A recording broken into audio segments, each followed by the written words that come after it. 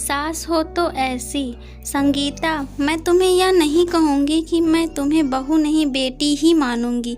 बेटी बेटी होती है और बहू बहू होती है।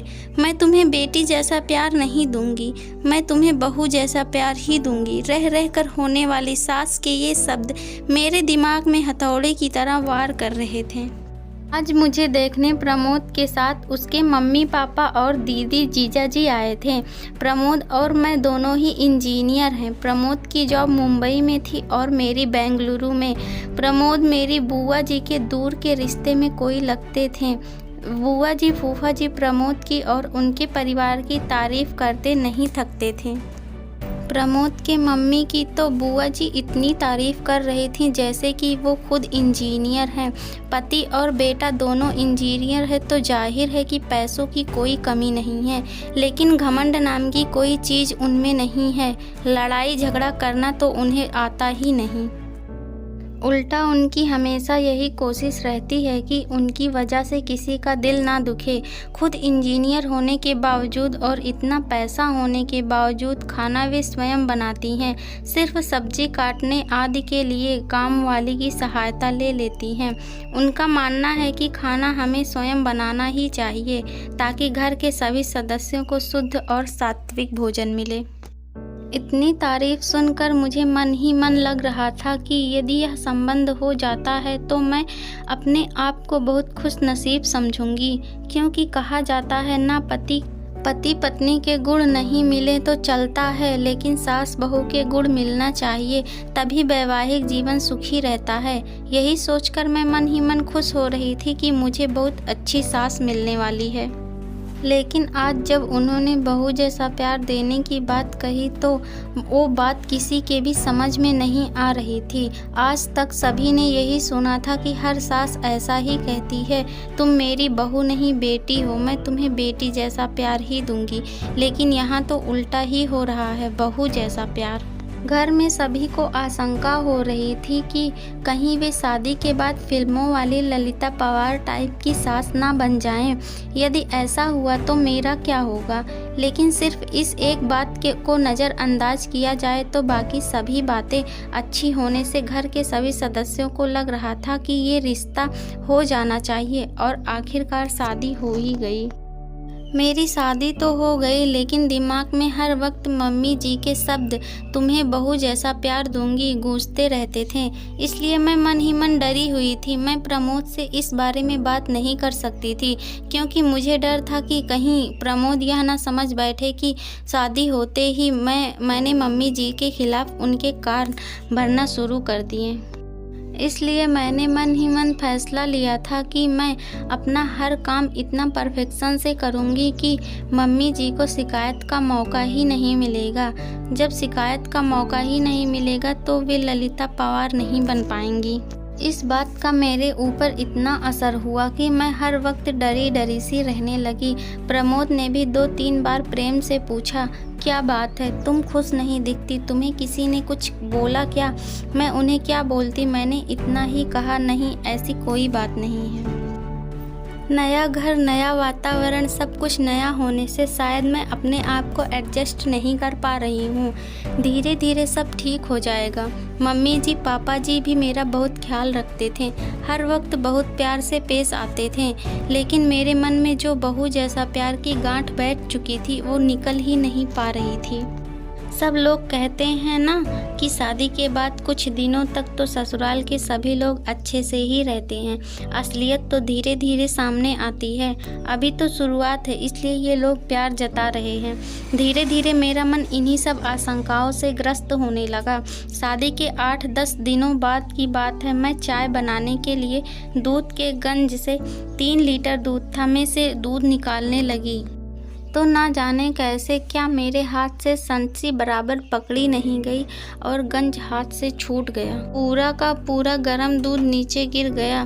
मैं इतनी ज़्यादा डर गई कि पूछो मत। कहाँ तो मैं सोच रही थी कि मैं हर काम पूरी परफेक्शन से करूँगी और कहाँ ये दूध। उसमें भी खास बात यह थी कि दूध वाला दिन में सिर्फ एक बार सुबह ही दूध लाता था। पैकेट के दूध में मिलावट होने से वो घर में नहीं लाते थे। सभी लोग चाय का इंतजार कर रहे थे। गिरने की आवाज़ सुनकर मम्मी जी ने बाहर से ही आवाज़ लगाई, संगीता क्या हुआ? मैं तो इतनी ज़्यादा डर गई थी कि मेरे मुंह से आवाज़ ही नहीं निकली। तब मम्मी जी खुद किचन में आए। मम्मी जी को सामने देखकर मैं डर के मारे कांपने लगी। मुझे लगा कि अब वे ज़रूर ललिता पवार बन जाएंगी, क्योंकि अब कल सुबह तक किसी को भी चाय नसीब नहीं होने वाली और सभी को चाय पीने की आदत है। मम्मी जी ने गिरे हुए दूध की तरफ और मेरे तरफ देखा और मैं बम फटने का इंतज़ार करने लगी, लेकिन मम्मी जी मेरे पास आए और बोले, कोई बात नहीं है संगीता, तुम इतनी डर क्यों रही हो? तुमने कोई जानबूझकर थोड़े ही गिराया है दूध, हो जाता है कभी कभी, कोई बात नहीं, तुम रिलैक्स हो जाओ। लेकिन मम्मी जी अब चाय कौन से दूध से बनेगी? दूध वाला तो कल आएगा, मैं अभी पैकेट का दूध बुला लेती हूँ। लेकिन आप ही ने कहा था कि आप अपने यहाँ पैकेट का दूध नहीं लाते तो नहीं हैं, लेकिन सभी को चाय का एक तरह का नशा हो गया है, तो चाय के बिना तो नहीं रहेंगे, इसलिए इमरजेंसी में एक आध बार चलता है पैकेट का दूध। हम लोग ऑफिस में चाय पीते हैं ना, वहाँ कौन से दूध का उपयोग किया जाता है क्या हमें पता चलता है? ऑफिस में हमारी मजबूरी है, लेकिन घर पे जहाँ तक संभव हो शरीर के दृष्टिकोण से जो अच्छा रहता है वो करना चाहिए, इसलिए अपने पैकेट का दूध नहीं लेते। लेकिन एक आध बार में कुछ नहीं होता, रोज़ रोज़ थोड़े ही दूध गिर जाएगा, अब तुम रिलैक्स हो जाओ। मैंने मन में सोचा, मैं फिजूल ही डर रही थी, मम्मी जी तो कितने अच्छे हैं। लेकिन दूसरे ही पल सहेली की बात याद आ गई कि ये सब चोचले शादी के शुरुआत में ही होते हैं, आगे आगे देखना होता है क्या। यह बात याद आते ही फिर से मन में वही डर समा गया। एक बार और इसी तरह की छोटी छोटी गलतियां हुई, लेकिन तब भी मम्मी जी ने मुझे प्यार से ही समझाया। 4-5 महीने के बाद की बात है। सभी को पालक पनीर की सब्ज़ी बहुत पसंद थी। आज रविवार की सभी की छुट्टी होने पर पालक पनीर की सब्ज़ी बनाने का तय हुआ।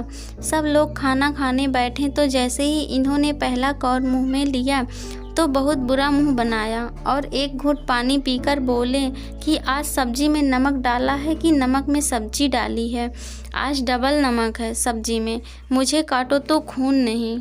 हे भगवान, अब ज़रूर मम्मी जी अपना बहू वाला प्यार दिखाएंगी, कहेंगी कि तेरी मम्मी ने यही सिखाया क्या? पढ़ लिख कर नौकरी कर रही है, इसका ये मतलब नहीं कि तुम्हें सब्जी बनाना भी नहीं आना चाहिए। तुम्हारी माँ ने तो कहा था कि मेरी बेटी को सब आता है, फिर ये क्या है? मैं ये सब सोच ही रही थी कि इतने में मम्मी जी ने मुझे ज़ोर से झंझोड़ा, संगीता संगीता क्या हुआ? तुम कांप क्यों रही हो, रो क्यों रही हो? कुछ नहीं, वो सब्जी। माँ जी सॉरी, ना मालूम आज कैसे क्या नमक डबल हो गया। अब सब लोग खाना कैसे खाएंगे? फूल गोभी की सब्जी, दाल, चटनी और अचार है ना, खा लेंगे, तू घबरा मत। लेकिन आगे से सब्जी बनाते वक्त थोड़ा ख्याल दिया कर। दोपहर में जब मैं और मम्मी जी अकेले थे तब वो बोली, शादी हुई है तभी से मैं देख रही हूँ कि तुम फ्री नहीं लग रही हो, ऐसा लगता है कि कहीं खोई खोई सी, डरी डरी सी लगती हो। क्या बात है? यदि तुम मुझे नहीं बताओगी तो हम समस्या का निदान कैसे कर पाएंगे?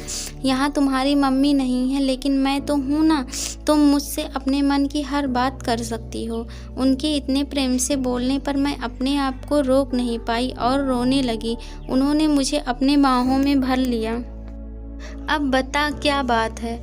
मम्मी जी, जब आप मुझे देखने आई थी तो आपने कहा था ना कि आप मुझे बेटी जैसा नहीं बहू जैसा प्यार करेंगी। हाँ, कहा तो था। बहू जैसा भी कोई प्यार होता है क्या?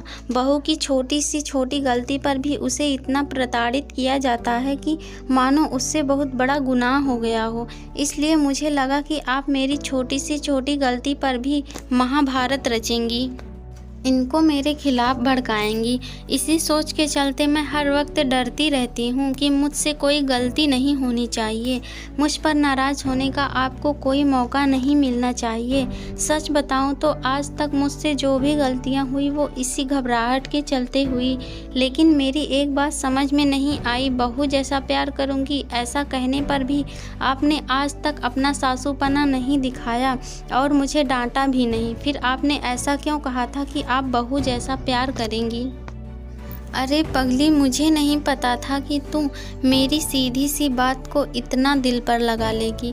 एक बात बता, क्या कभी तूने किसी माँ को अपनी बेटी से यह कहते सुना है कि वो उसे बहू जैसा प्यार करेंगी? नहीं ना। जब हम बेटी को बहू जैसा प्यार नहीं करते तो बहू को बेटी जैसा प्यार क्यों करते हैं?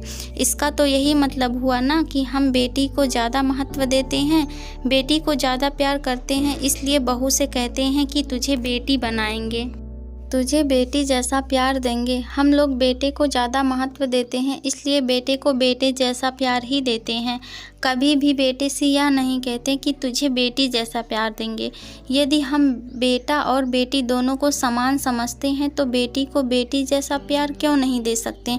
मेरी नज़र में जिस तरह बेटी का अपना एक अलग अस्तित्व है, उसी तरह बहू का भी अपना एक अलग अस्तित्व है। मैं बहू को बेटी से किसी भी मामले में कम नहीं समझती, इसलिए मैंने कहा था कि मैं तुम्हें बेटी जैसा नहीं बहू जैसा प्यार दूंगी। मुझे क्या पता था कि तू उसका गलत मतलब लगा के वह बात दिल को लगा लेगी। चल अब आंसू पोंछ, नहीं तो मैं सचमुच में फिल्मों वाली ललिता पवार बन जाऊंगी। उन्होंने यह बात इस अंदाज में कही कि हंसते हंसते हम दोनों का बुरा हाल हो गया। आज मुझे पता चला कि बहू वाला प्यार भी होता है। Thank you. Please like, share and subscribe.